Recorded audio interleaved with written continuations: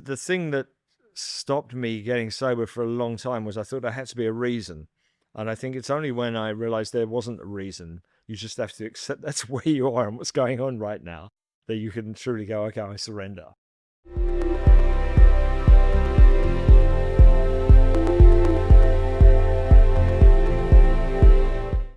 Roy Hay is a multi-platinum Grammy award-winning musician and founding member of Culture Club, one of the most iconic bands of the 1980s, with over 50 million records sold worldwide. As the band's principal songwriter and arranger, Roy wrote some of the most recognizable songs of a generation: Karma Chameleon, Do You Really Want to Hurt Me, and Time, Clock of the Heart. Culture Club won a Grammy, 2 Brit Awards, and a place on the Rock and Roll Hall of Fame's list of 500 songs that shaped rock and roll. But Culture Club is only part of the story. Roy later moved into film and television composition, working alongside Hans Zimmer and scoring multiple network TV shows before reuniting with Culture Club for sold-out shows at the Hollywood Bowl with the LA Philharmonic. Today we delve into what makes him such a creative powerhouse. Roy Hay, welcome.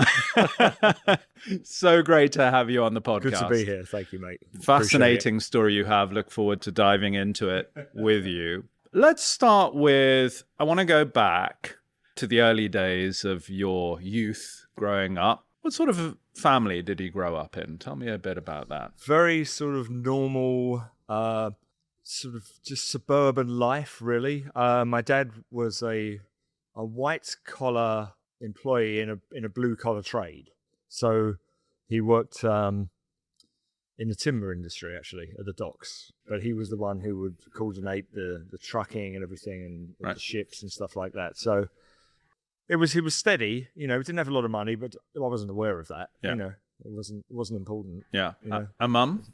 Mum worked down the bakers. Right. You know. Yeah. It was a very loving, nurturing environment I grew up in. Yeah. You know? But it was Essex, so it was, Yeah. it was a little rough around the edges. Yeah, but I was going to. Which yeah. part of Essex were you? I was just outside of Basildon. Okay. In a place called Stanford-le-Hope. Yeah. In Corringham. Yeah. Yeah. And, Which is, and you said it was very loving, warm, safe, secure. yes. Yeah. Yeah, definitely. And the love of music, where did A lot that of music come from? in the house. Okay. A lot of music. I found out my grandmother on my dad's side, who I never met, my dad's mum, she was the original party piano player in the East End of London. Oh, wow. Back in the day. They had like one piano for like 5 blocks. Yeah. You know, and they would wheel it round. And she had the old roll out the barrel. And she was that lady. And I had no idea. That's amazing. So my dad got music from her. Yeah. And my dad he played in the RAF jazz band in the war. Right. They had a little trio and they would go around. And he learned piano from his mum. Couldn't read music, but read chord charts and understood music, and then learned jazz guitar. So there was always a lot of music. Yeah. And he was very instrumental in encouraging me to learn music. Yeah. So they couldn't really afford it. I found out later on, I didn't think about it, but they stretched the piano lessons for me private. Yeah. And so that was a big thing for me to get the basics of understanding music. Yeah. That's special. Yeah. That they went to. And as most sort of people in piano lessons, there's an age where you go, ugh, you know. When I discovered rock and roll and everything, I found piano to be very unsexy. So I switched to guitar when I was about 14. Right. You know. Yeah. And my dad was kind of okay with that because we would play guitar together. Yeah. And meanwhile, my brother was 6 years older than me. He was blasting rock music and in the 70s out of his bedroom. Yeah. And then we had a semi-detached bungalow. Yeah. My brother had a full drum kit in his bedroom. I had a Marshall 50 watt in mine. Right. So the house was the roof was reverberating. yeah, and you know what? The neighbours never complained. Amazing. And later in life, I asked them, and they said, "Well, we just thought it was great that you guys were doing this stuff." You Yeah. know? So your brother, one sibling? One sibling, Yeah. older brother. Older brother. Yeah. Who was obviously into the Sex Pistols before you knew what that meant. Yes, Yeah. yes, but it was more Deep Purple, Black Sabbath, Led Zeppelin, obviously. Yeah. That stuff was coming out of his room. But there was also, there's the soundtrack growing up in the 60s and 70s. The greatest soundtrack for music Yeah. to inspire. I mean, Yeah. there was no, I always thought it was weird when I first came in America, and there's black radio and there's rock me radio and there's this. In England, we just had the lot on one. We had everything. Everything right. on one channel, didn't we? Yeah, we did. So you have Diana Ross, and then you'd have Mark Bolan. Yeah. Then you'd have Stevie Wonder. Then you have the Bee Gees, and yeah, exactly right. So Yeah. you were just exposed to this amazing range of different influences. Yeah. So when I started understanding that, that was when I started starting to write more and get into music from a different point of view, where I thought, well, maybe this is something I could do. Yeah. And do you remember the kind of emotional impact that it had on you when you sort of would play music, when you would listen to it? Sure. Yeah. I mean, I remember learning "Life on Mars" on the piano when I was about 14. One of my favorite tracks Right, of all time. and what a great piano part from Yeah. Rick Wakeman on that. I started playing guitar because it was sexy, right? When you're a teenager, it's about girls, it's about being in a band, it's about playing music. But I later found that playing "Life on Mars" on the piano had an even more emotive effect on the seduction of ladies. Yeah. So, and to come to a real moment for me was the year that Bowie died, 16. We played the Hollywood Bowl like a month after he died. And I said, let's do a tribute to David Bowie. Let's do "Life on Mars." Yeah. And George said, well, I don't want to sing it. So I'm like, all right, so maybe you go and do a costume change. So we had the LA Philharmonic behind us. Amazing. And I got to play Amazing. the piano for "Life on Mars" Mars. with the arrangement of the Philharmonic behind Oh my us. God, which was that's like a real incredible. career moment for me. Yeah. It was Yeah. something else, yeah. And do you remember life before music? Or was it just always music? I was always around remember you? music in my Yeah. house. I mean, my dad had a reel-to-reel, Yeah. and he would record things. Yeah.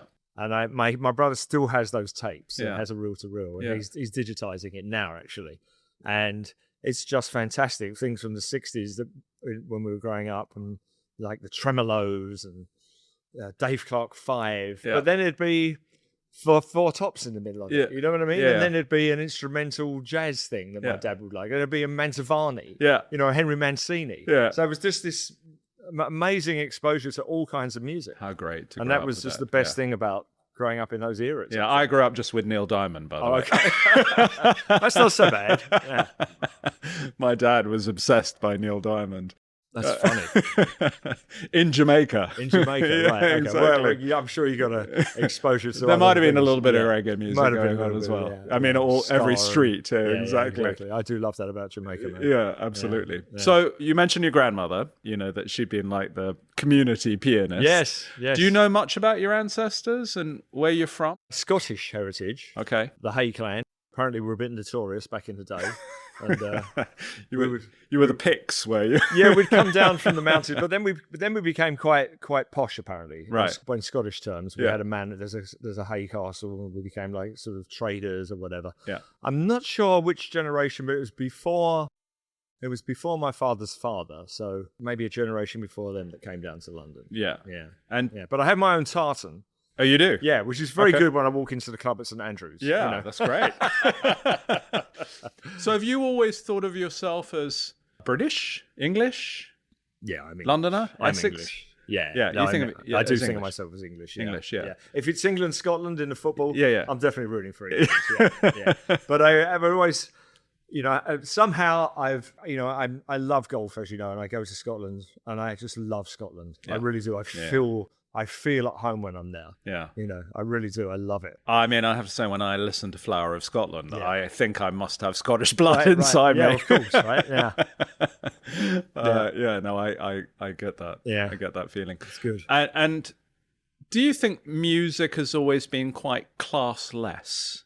Because, I mean, England is obviously less so now, but when we were young, Yeah. it was a very sort of class stratified Funny, society. isn't it? Funny how it's changed. Yeah, It I is. mean, it's changed a lot. Yeah. Well, you think it's changed Yeah. until, we both had some success. So Yeah. we got to access that a bit more than regular people. I found myself in sort of Knightsbridge parties and things back in the day, and I was like, Yeah. now my wife's very funny. She ended up going to England through her sister, who was married to this guy, and she would literally go. She was staying in London as a as a student, and they'd be whisked off on these every weekend. It'd be a different country house. Yes. And so I went over, when we first went over, I had to explain, okay, we're going to my mum's and we're going to go and have fish and chips on the seafront. There's no hunting and there's no ball in the evening, you know. It was very funny. No dinner jackets. Actually, more through her and stuff, you know, it's still there, isn't it? It's still there. It is. But they really play it down a lot more But, these days. I mean, the record companies were probably old public school boys, right, in the day. Yeah, well, obviously we were with Virgin, so we had that sort of, they were, the Branson thing, and that sort of well, slightly... he was a public school boy. Yeah, but rebellious. Yeah. You know, the rebellious type, you know. Yeah. Same with Chris and everybody. So, yeah, no, you're right. But it was, you know, since pop music, I think, yes. Since those days, obviously, I've worked in composition and met a lot of people in classical and everything. So I think if you have a real talent in music, you can excel irrespective of class. Yeah. But I think if you had a classical music education back in those days, it helped to go through the music colleges, and that still had a class thing attached to it, I think. Yeah. I mean, did you ever feel there was a barrier to you progressing? Did you feel there were obstacles? No. You felt it was, you know, it was a meritocracy. Yeah. I mean, I think it was so pop culture by the time we got the band together. We were, you know, it's interesting with Culture Club. I was in a couple of local bands before that, but I never really. It was just a fun thing to do at the weekends. Yeah. But when I met the guys, there was, this is going to be successful. I'm not kidding. I knew it. You knew. I knew. Yeah. I knew. John was very much had a vision for the band. All right, we're going to do demos. We're going to do this. We're going to get that. We're going to get on top of pops. We're going to be this. We're going to be the biggest band in the world. I'm like, sign me up, baby. You know, and I was, 19 from suburbia, and there's this guy from London, and then George was obviously already a face around town. Yeah. So there was this momentum behind Culture Club, which was just fantastic. Yeah, you felt it. Yeah, no, I felt it from day one. Before we get to that, because obviously I want to hear that story. Yeah.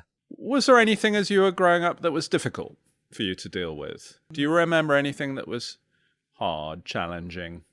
Not really. Yeah. I mean, it was a little rough around the edges in Essex. Like I said, there was, rival schools and things like that, but it wasn't anything close to what kids have to deal with today. Yeah. So, it was okay. Yeah. Yeah, well, there's certain teachers I loved. I had some great teachers. Art teacher was great, music teacher, maths teacher was fantastic. Yeah. Then you had your, couple of bastards as well, as you always do. Yeah, it did. But no, it was fun, and we were like, you know what my childhood was like? It was like the In-Betweeners. That's what it was like. It really was. It was like a real cross mesh of people where I grew up. There was some sort of slightly posh kids from doctors' families, whatever, and then there was some rough ones from the council estates, and most of us were just in the middle. Yeah. Yeah. And we just did our thing. What about values? Was that something that your parents were like strong on, that they brought you up to say, you must always tell the truth, or you must be polite, or, I mean, do you remember? Yeah, I think that was that generation, wasn't it? We definitely had that. I mean, it wasn't strict. I don't think I lived in a strict household. It wasn't like, it wasn't you have to go to church, and it wasn't anything like that. But it was it was definitely good Western morals, I would say. Yeah, for sure. Interesting.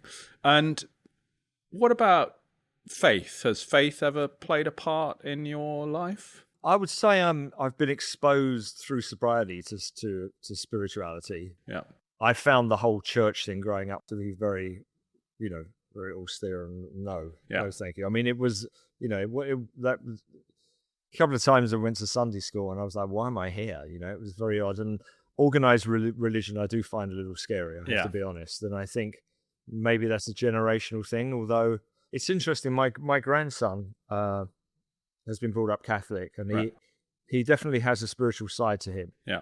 And kind of fascinated by it, I have to say. Yeah.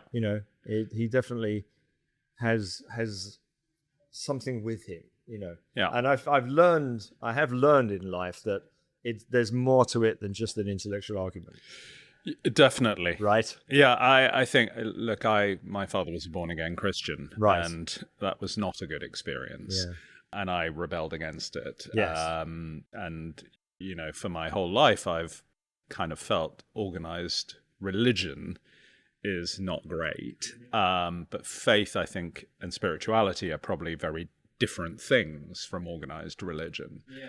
And I've certainly met people who've been enormously successful and whose character I like very much, who would say, I've got God with me and I feel it every day, and I'm doing this for his glory, or whatever they say. I have my little rituals that I've learned, been sober for a while, and you have to have something. I've found something that's greater than you that you can, channel into in moments of need, if you like, or just to stay in touch with the power of the universe, I call it, or the sun, whatever. I do my little tai chi in the mornings to the sun and let the light in, and I find that's quite healing, you know, and it's quite a nice way to start the day. Yeah. Yeah, and I think it's interesting, how old were you said, when you met the group that would ultimately become Culture Club? 19. Yeah. So you were very young. Yeah. And it all happened very quickly. Yeah, it did, really. Yeah. And I guess, at 19, I don't think as men we're fully formed in any way at all. I would say not. And probably it resulted in you growing in ways that, were difficult to deal with all aspects of that, right? Yeah, I mean, in retrospect, you look at your life and you go, wow, that was a lot to deal with. You know, at the time, you were just enjoying it and being insane, But, that you don't... You have the experience of watching others before you, but you don't necessarily learn from that. I always thought, particularly with 80, I mean, look at the people we lost in the 80s. Yeah. Through the things we should have learned not to have lost from the people from the 60s and 70s. Yeah. Yeah. But different routes, different stories. But it's very sad. Yeah. Very sad. I'm glad I survived. Yeah, me too. So talk me through, okay, so you're in Basildon, you're growing up, you're a teenager, you've got the music thing going on. When do you start to play gigs? When do you start to perform? It was very organized. Okay. It was very, very organized. We literally... they were sort of formed, but George didn't like the guitar player. Yeah. And a friend of mine met George and said, "Oh, no, this guy plays guitar." So I came along. And my initial job was to just get together with George and write songs. Yeah. So that's what we did. He had a little bedsit in Goodge Street. Yeah. Which I also found kind of exciting because I was up in London, and we would rehearse up there. And by the way, for anyone who doesn't know Culture Club, you should. And George's boy George. So tell me about George. Tell me what he was like. Well, he was a face around town, right. From the Blitz Club and from everything. He had some notoriety already. Yeah. He's a special dude, man. He's a special dude. He's just a creative energy. Yeah. Unlike anyone I've met a couple over the years, but he has a special place in my heart and in my life, obviously. And he was a great writer. Drives me crazy, but I love him. I mean, really. It's George, are you listening? No, he knows. He knows he drives me crazy. He knows that I love him. Bands you become brothers, man. Yeah. You do. So you fight like brothers too. You do fight like brothers too. Yeah, and I mean, I think, but we also know we've had moments of real special moments in our lives, both creatively and career-wise, and also supporting each other through some dark times as well. So it's been. But when I first met him, he was very much that face about town. He had this energy. Yeah. We were nothing like what we became. George had just done some gigs with Bow Wow Wow, and we wanted to be like sort of Adam and the Ants, and it was all very... John was very, interested in exploring rhythms, and then we had Mikey, from the Jamaican heritage, playing bass. Yeah. So we really were four cultures coming together. Yeah. Yeah. And did it fit naturally? It did fit naturally. It fitted very well naturally, yeah. And you all got on well together from the start? I mean, pretty much, yeah. I mean, apparently George was going out and calling John while we were writing songs, going, I can't work with this guy and things like that. But obviously he's stuck. John would say, get back in there and stick with it. So, we did. And George was lyrically just very interesting, came up with some great melodies and interesting stuff. And, I wasn't really playing very conventional guitar in the early days. It was all very riffy and very interesting. Very, it was something in big rhythms, but it was what was going on. And then we thought, all right, we didn't want to do our first gig in London, so we ended up. There was a club out near Southend near where I lived called Crocs. It's now called the Pink Toothbrush, and it was. The amount of Depeche Mode broke there. They was there where they had their first shows. A lot of bands have played there over the years. They're fantastic. And so we wanted to do our first gig. And I think it was like a Boxing Day or something. We went out there and we played. Yeah. From the first gig, we had a following because Jules was already somewhat known. Yeah. He was in the Melody Maker and, what was the New Music Express, right? Yeah. NME. Yeah. So kids showed up and just randomly there was a guy who was visiting his aunt at Christmas who looked for something in the paper, ended up being one of the A&R guys for Virgin Publishing, just happened to be there. And his quote was, "You were absolutely terrible, but the kids loved you." And he said there was something there. And so he took us into the publishing side. And, literally from that gig, we ended up with a publishing deal, which was very nice. So it enabled everybody to become professional at that moment. Yeah. So, and then we started, doing some demos. We got Steve Levine in and then a lot of record companies passed on us because of George. Right. It was quite shocking. Yeah. And then I guess with the cross collateralization with Virgin Records and Virgin Publishing, they were encouraged to come down. Most terrifying experience of my life.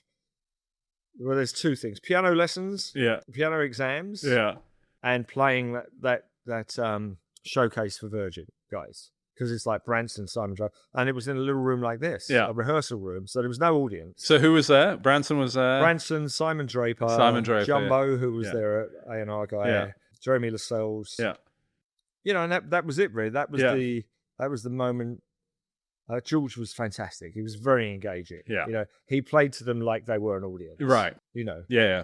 And I guess it worked because next thing we knew, we were in the barge doing demos for them. And we got signed. Yeah, amazing. Yeah, but it was. How old were you then? 20? I was 20. 20, amazing. Yeah, it was crazy. But it reminded me very much of my grade piano lessons when you walk in and there'd be a piano in the middle of the room and three. Sit down behind the piano, Mr. Hay. And play the first piece. You'd be like shaking. You have to play, and you end it and the next piece, it's like you have no idea whether they like it or not. No reaction. And no feedback. And the guys were a bit like that for Virgin, and obviously they saw the vision. Yeah. So you guys took off. Well, it took a while. It took a while, actually. Yeah. People think it was. We did the first album. Yeah. If you listen to the first album, it is quite rough around the edges. It's quite inspired. Yeah. But in terms of who wrote the music? We wrote together. You wrote together. We wrote together. All the lyrics. I tended to do most of the music. Right. George did lyrics. Yeah. And sort of top line, and then the guys, it was very rhythmic and very interesting. So the only song really, the guys didn't even know I could play piano by the way. And when we needed a couple more songs, and we went to write in a little studio, and I had a little piano idea. And they're like, we didn't know you could play. I'm like, we just do electric piano. We put this little rhythm box on the Roland box with a slightly reggae beat on it. Yeah. And within 10 minutes, we wrote Do You Really Want to Hurt Me? Right? And that was the first song I ever wrote on the piano. Amazing. Yeah. Yeah. Yeah. Of course, it wasn't Do You Really Want to Hurt Me? Yeah. It was just this little additional song we threw on the record, right. Which if you listen to Kissing to Be Clever, there's all this crazy, weird music, and then there's this sort of more conventional song at the end, which is also quite odd because it doesn't really have a chorus to You Really. It does this whole thing. But anyway, we didn't want, there wasn't even a thought of that being a single. We had this up-tempo song, and then we had these sort of more culturally significant for what the scene was going on. And we had 2 singles out, and, they were being played in clubs, and we were on the cover of the Melody Maker, and, we sold like 17,000 copies, and I was like, oh, this is great. But, we were in danger of not becoming who we were meant to be. And then we did a show at Heaven, and a girl called Suni from the Record Mirror picked up on Do You Really Want to Hurt Me? She said, there's a great song that they did towards the end, this reggae lovers rock thing. And Simon Draper of Virgin, I guess they had an A&R meeting, and they said, we want to go with this. We want to go with this song. And we were like, no way. No, it's a fucking, that's a throwaway at the we're end. an edgy punky band. That's like, and here's the weirdest thing about it. Of all things, it was picked up on Radio 2 by Diddy David Hamilton. He had no idea who we were. He just heard the song and loved it. Yeah. Right? And so he made his record of the week on Radio 2, and we were horrified. You know, we're like, we're not Radio 2. We're cool. We're young kids. We're punk rock, you know. Yeah. Anyway, so the housewives started going and buying it. Yeah. And it got to 37 in the chart, right? And it was one slot too low in the charts to get Top of the Pops. Right. And so we're all a bit disappointed. We wasn't sure if it was going to go up the next week. Yeah. And Shakin' Stevens dropped out. He got either, I can't remember if he got sick or something happened, but we got Top of the Pops. And that just changed everything. That was really the moment, you know. You're about to go on Top of the Pops.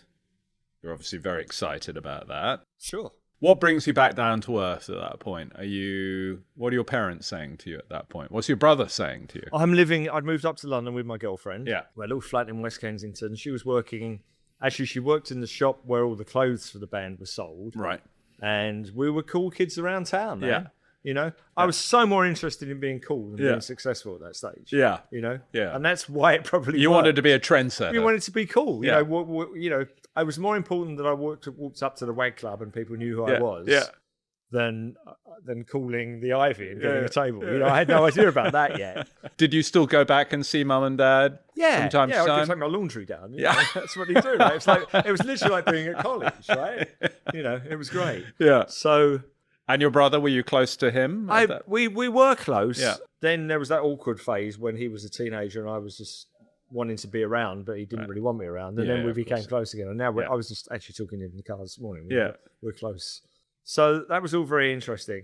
The down to earth moment, funny enough, and I talk about this in the documentary that's actually, I think it's been out in England. Yeah. It's coming out in the US. Yeah. Was a real moment that after the performance, everybody from the record company just surrounded George and just went, "Oh, you're amazing, amazing, amazing." And I was like, weren't we all on stage? Huh. You know, it was one of those moments. And I suddenly, then the very next day, there was just that cultural moment that happened in the UK where the Sun's headline the next day. The headline of the biggest newspaper in the country was, "Boy or a girl," right? What was Top of the Pops last night? It was a real moment, and people talk about it like the Bowie moment with Starman on top. You know, there was that moment in UK culture when Culture Club first came on Top of the Pops.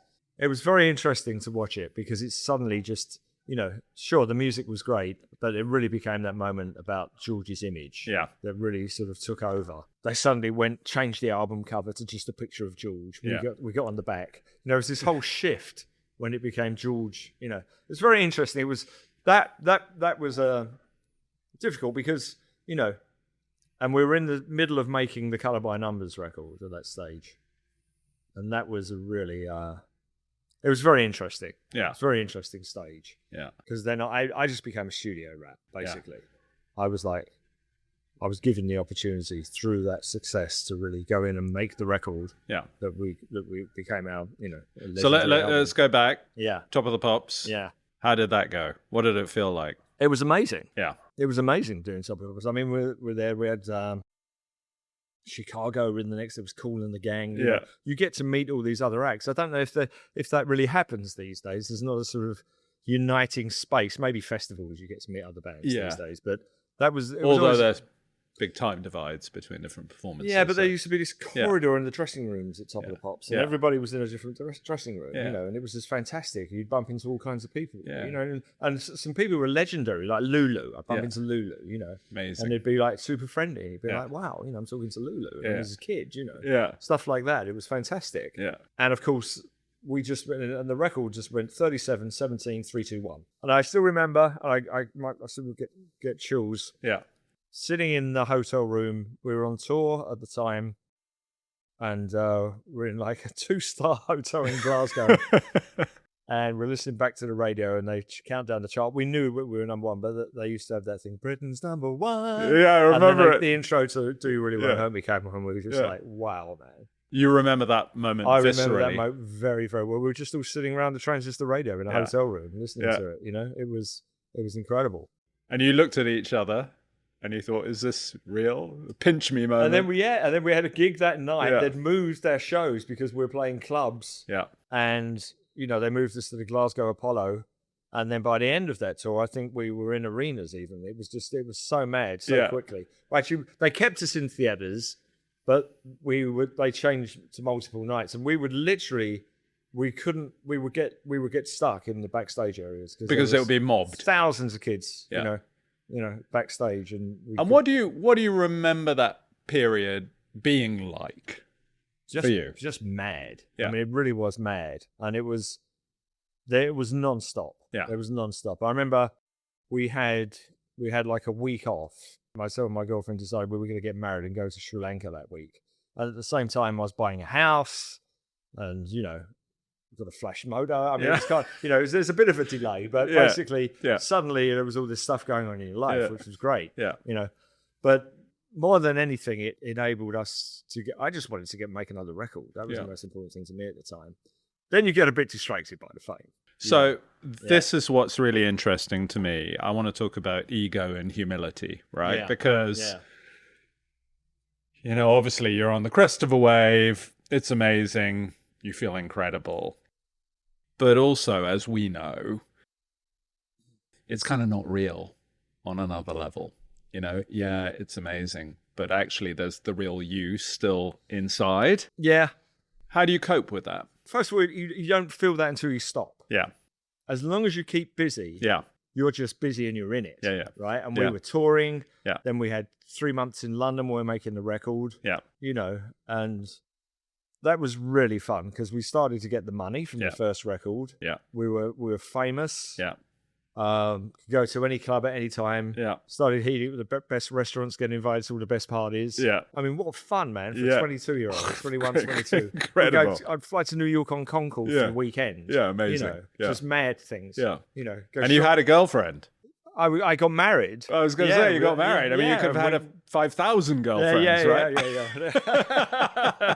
That's another story. But no, it was just very joyous. Yeah. It was a joyous time. Yeah. Totally lost grip with reality. Yeah. Sure.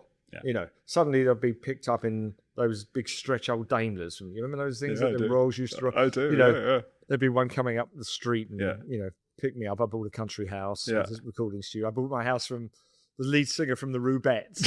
You know, it was fantastic. And, you know, I'd made it, and it was just really amazing. Yeah. My parents were freaking out because, you know, they were getting bothered. So we had to move. What, journalists or fans or? Just the attitude in the neighborhood and stuff. Yeah. So we had to move them, you know, and my brother came to work for me, and there's these things.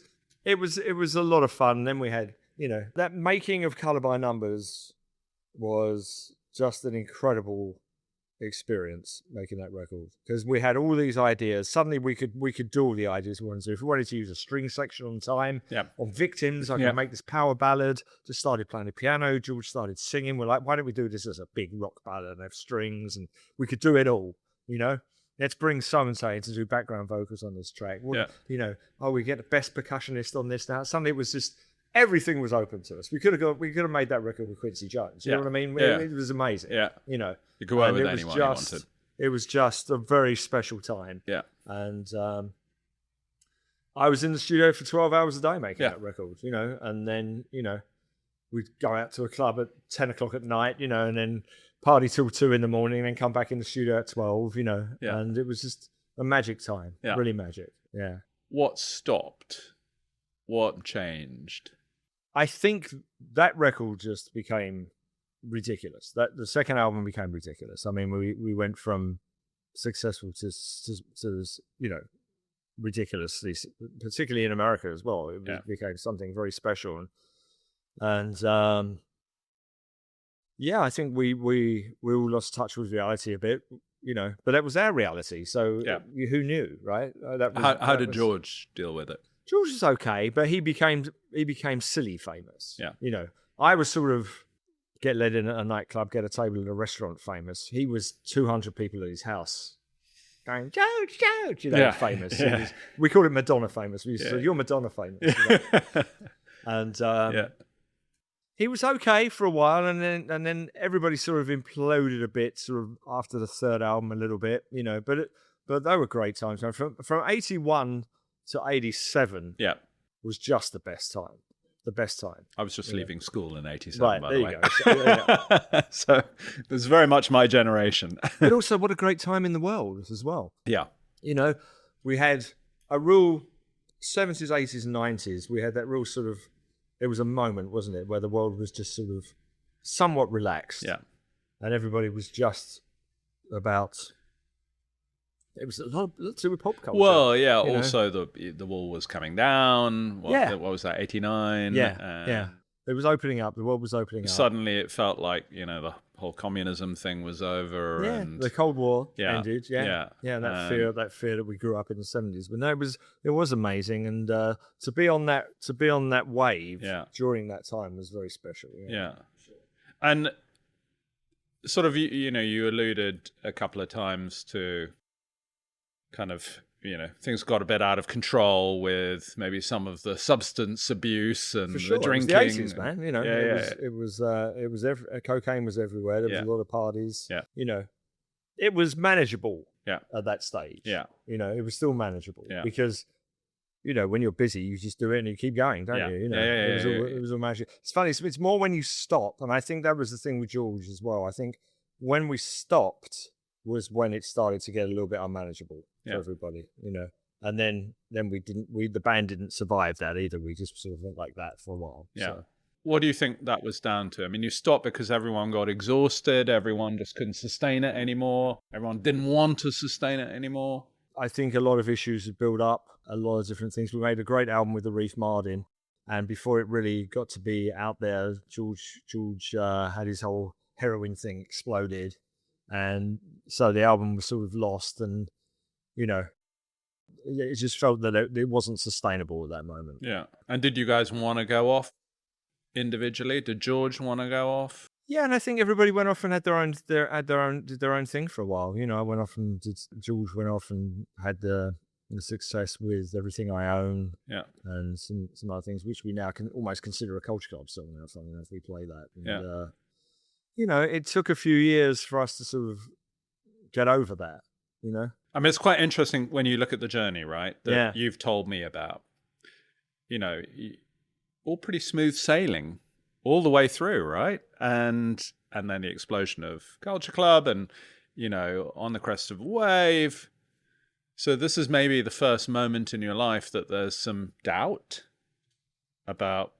No, I mean, I just wanted to do other things. Yeah. No, I mean, it really was like, I literally thought I was going to just walk into another situation. Everything was always going to be like that. Right. Of course, I learned it wasn't always going to be like that. But I thought everything I do was going to be like that. You get that naive energy that you're just, this is what you do. Well, but that is how your life had been, right? So why wouldn't it just continue like that? Exactly. And then I moved to LA. Yeah. I literally came out, I was producing an artist, and this was the end of the 80s? End of the 80s. Yeah. Okay. I was producing an artist, and I came out to LA, and I just had the best time because everybody was like, oh my gosh, you're in Culture Club, it's so brilliant. And I was like, oh, this is kind of fun. I like this. Yeah. And of course the parties were at another level. I was going to say, it was definitely the wild and crazy times here. Up this drive, up that drive. Exactly. Up this party. Don Simpson era. Yeah, no, it was fantastic. Yeah. So, LA was very attractive back then. And so I, bought a house up in the Laurel Canyon area, and Laurel Canyon Mulholland, not far from you actually, up there. And had built my studio and started producing, and yet again it was great. It was great. But then I started to realize that not everything I'm doing is becoming successful like that. It's interesting. Yeah. Did you start to think about why? No, I just kept doing it. I just kept doing it. But there was this balance between work, parties, and everything else, and family life. Yeah. And that's it. Just by about 95, it just all exploded in my face, really much. Because the work was reducing and the partying was increasing. Yeah, no, exactly. And it just, like I said, I think it's when you slow down, the band slowed down. And I wasn't really conscious of issues. I think the thing that stopped me getting sober for a long time was I thought there had to be a reason. And I think it's only when I realized there wasn't a reason, you just have to accept that's where you are and what's going on right now, that you can truly go, okay, I surrender, you know? I mean, it is interesting, isn't it, that a lot of people in the music industry do go through a period where they go through sort of extreme substance enjoyment to, sort of extreme abstinence. There's a line that you cross. Yeah.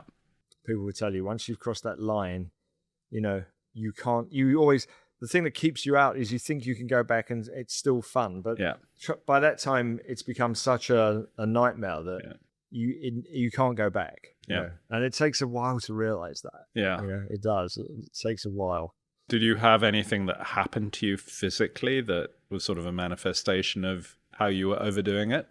No, I was just I mean, you never collapsed or... No, I was fortunate from that point of view. But, you know, there's a lot of problems. You know, they say partying is fun. There's fun with some problems. Then it's just problems.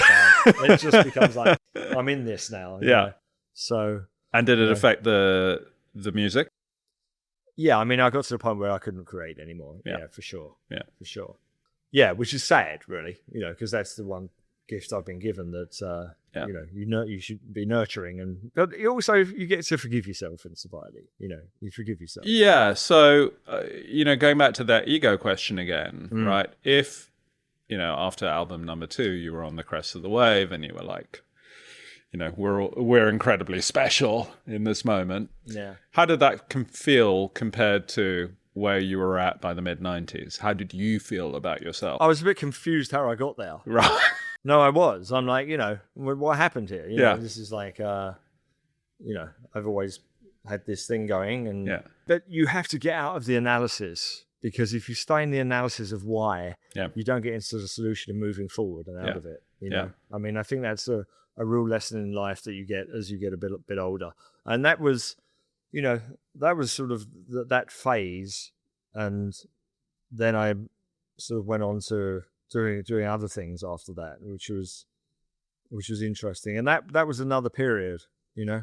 So life has had these cycles. Had these cycles. What kind of got you back on the train in the right direction again? I think surrendering to the fact that I was out of control. You know, it's I had great people around me who supported me through sobriety, and got me out of that. Your wife, your my wife, friends. and people that I met in the rooms around LA. You know? I sort of surrendered and said I need help. And the one thing about LA is if you say you need help, there's a lot of people to help. Because there's a lot of people who've been through it here. No. London too. London too. I mean, London's got a very good, solid network of helping people get sober too. Is there a story that you have around that time that sort of describe how you manifested that change?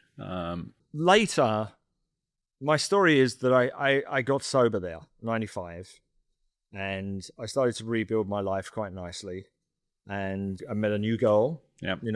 Couldn't really progress with the other one because there was too much damage, And so I built this new. I had another little golden period, 5 years. I started working with Hans Zimmer, and doing film stuff, and composing for TV. Did a couple of network shows.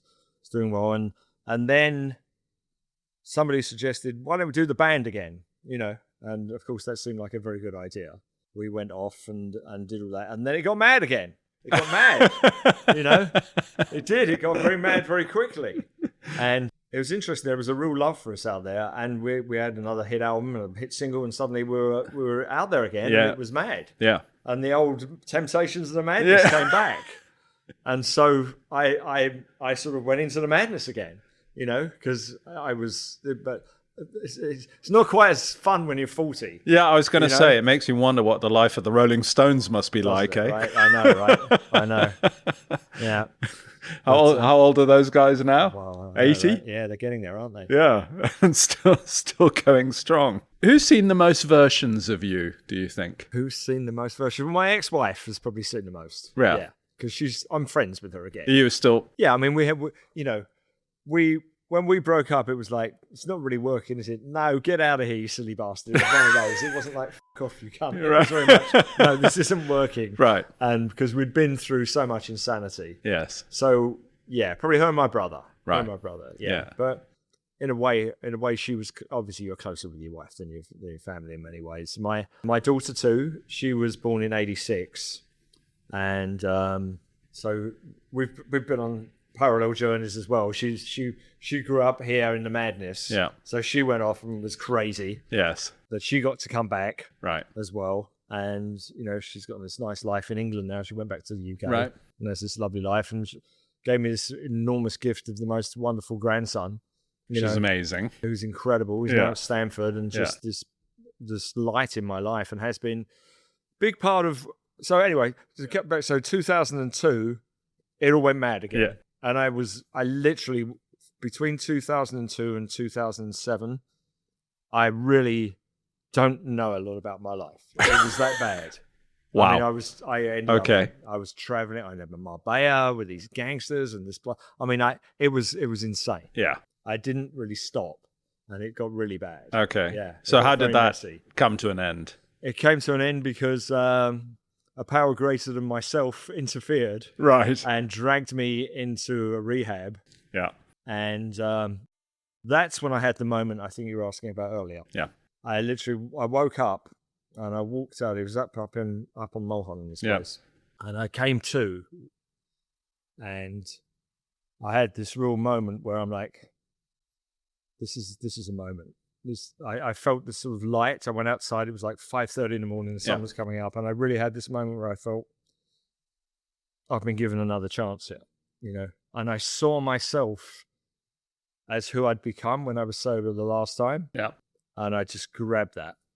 And I'm like, I need to get back to that guy. Yeah. I like that guy. Yeah. I want to be that guy again. Yeah. And I stayed there for 3 months. Yeah. Then I stayed there part-time, just coming back in the day for 3 months. Yeah. At the same time, I was, working through my stuff. And please God, that was the moment for me, Yeah. And since then, it's been just, I've had an amazing life. And part of that has been coming back to the grandson. He was born the year before I got sober. Yeah. And I went from rehab to his first birthday party. And since then, I've been able to be really there for him. That's amazing. And it's just been this journey because, it's just this amazing journey that we've had. Then I met my current wife, Georgie, and, we moved to Santa Barbara together and, had this incredible life just where I was just able to relax and have some time to myself and find myself. And then I wanted back in the madness. So I came back to LA. The thing is, as an artist, I can't sit still. I can't. Well, you want to be where the energy is, right? I want to be where the energy is. I want to be in the studio. I want to be creating. Yeah, you want to be creating. And I want to be, obviously the band's been together again for 10 years now. So that's been fun. Yeah, and you obviously love being with creative people, right? Love being around creative people. I've got my new artist, Nick, who's, who you met. Yeah. And, he's really something. It's great. Yeah. Something. And I'm doing the film things still. I just got that documentary, the Clyde Best documentary, which is, going to be released here in coordination with the World Cup. It had amazing reviews in London and Bermuda, where he's from. Got another incredible documentary I'm about to start work on it. And it's about 4 guys, two are actors, 2 business guys, who have all come out of jail or real bad situations with drugs and everything, all gotten sober, and just built these incredible lives. And in the end, it's about giving back. It's about giving back. That's the thing that you learn. It's much more rewarding. You learn that whatever happened to you out there can actually be helpful to another person. You get to do that. I think that's the moment of human growth, where we actually realize that the greatest satisfaction and joy doesn't come from the taking or the adulation or the fame or the success. It actually comes from what we can do for other people. And that was the world that I sort of grew up in. I talk about a nurturing family, and that was always the attitude. You look at sure, there's always been these amazing families and great worlds, but they always seem to give back in a big way. where's my Elon Musk hospitals, right? Right? Where's the Zuckerberg Institute for children? Well, we're in a cultural time where the eye has, become disproportionately it's mad, important, isn't right? It? It's mad. I mean, you can criticize the Rothschilds and the Rockefellers and the Gettys and whatever, and they're this enormous wealth, those titans in their day. But you also walk around the world and you see the museums, the hospitals, the business centers, the wings at Stanford. You see this stuff. A few thoughts to end with. Yes. If you were talking to a young person who wants to get in the music industry today, what would you say to them? What would you say to them? How best to go about it? Find yourself as an artist. Yeah. Right? Don't sell yourself to something that you're not. I've seen it with Nick, and I've seen it many times. The best examples I can think of would be maybe Michael Bublé and Alanis Morissette, right? Yeah. Who were signed as pop stars when they were 19, given to producers, you're going to be this, you're going to be that, and try to be manufactured. Yeah. When they found themselves as an artist, you get Michael Bublé that we know today and Jagged Little Pill, right? Yeah. Yeah. That's so never, and I've seen it with Nick, So Nick, take your own journey, basically. So find who you are an artist, find the music you want to do. Yeah. Look at a Teddy Swims or somebody who's just stuck with what they love to do, you Yeah. know. And eventually you have the capacity now to you just put yourself out there. Yeah. You don't need a record label anymore. You don't. I mean, with Nick, Nick's a great example. I call him my Michael Bublé project because he's really, he had that moment with Britain's Got Talent where he exploded and got 1 million followers, and it was all this and all that. And they tried to make him, no disrespect, but they tried to make him a Rick Astley. They tried to make him this pop thing that he isn't. Yeah. Rick actually broke out of it and did okay. Yeah. But Nick had to get away from that to go out and find himself and start writing songs that he was attached to. Yeah, that and you had can meaning tell for the him. difference. Yeah.